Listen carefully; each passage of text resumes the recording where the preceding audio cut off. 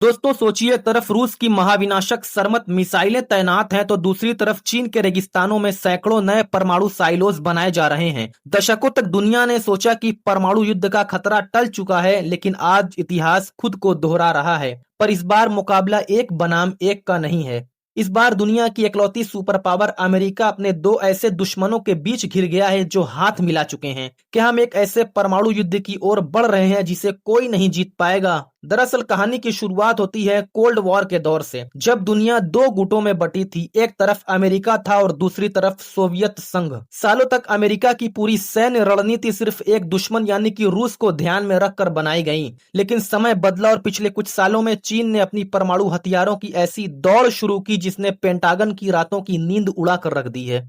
अब अमेरिका के सामने एक ऐसी चुनौती है जो उसने मानव इतिहास में पहले कभी नहीं देखी होगी। दो परमाणु महाशक्तियों का एक साथ सामना करना। चीन जो कभी कहता था कि वह परमाणु हथियारों का इस्तेमाल पहले नहीं करेगा, अब वह अपनी रणनीति बदल रहा है। सैटेलाइट तस्वीरों से पता चला है कि चीन अपने रेगिस्तानों में सैकड़ों नई मिसाइल्स लॉन्च साइट्स बना रहा है। एक्सपर्ट्स का मानना है कि अगले कुछ ही सालों में चीन के पास इतने परमाणु वॉरहेड्स होंगे कि वह सीधे अमेरिका को चुनौती दे सकेगा। यह सिर्फ संख्या की बात नहीं है, बल्कि चीन अपनी मिसाइलों को जमीन, हवा और समंदर तीनों जगहों से दागने की ताकत हासिल कर चुका है।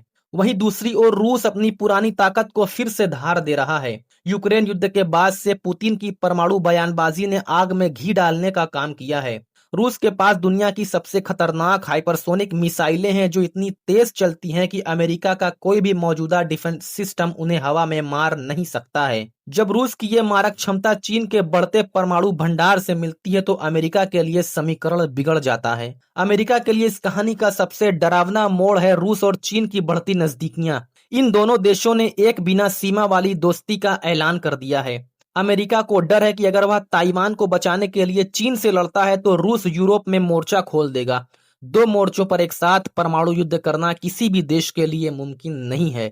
अमेरिका का मैड म्यूचुअली अश्योर्ड डिस्ट्रक्शन सिद्धांत जो अब तक दुनिया को बचाए हुए था, अब इस नए गठबंधन के सामने कमजोर पड़ता हुआ दिखाई दे रहा है। अब सवाल यह है कि अमेरिका क्या करेगा। अमेरिका के पास परमाणु हथियार पुराने हो रहे हैं।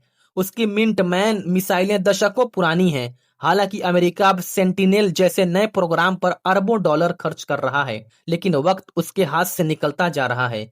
हथियारों की इस नई होड़ से दुनिया को एक ऐसी अनिश्चितता में डाल दिया है जहां एक भी गलत कदम पूरी मानवता को राख में बदल सकता है। दोस्तों, हम एक ऐसी दुनिया में प्रवेश कर चुके हैं जहां शांति संधियों से नहीं बल्कि मिसाइलों की संख्या से तय हो रही है। क्या अमेरिका इन दोनों महाशक्तियों को एक साथ रोक पाएगा या फिर सत्ता का ये संतुलन हमेशा के लिए बदल जाएगा? आपकी इसके बारे में क्या राय है?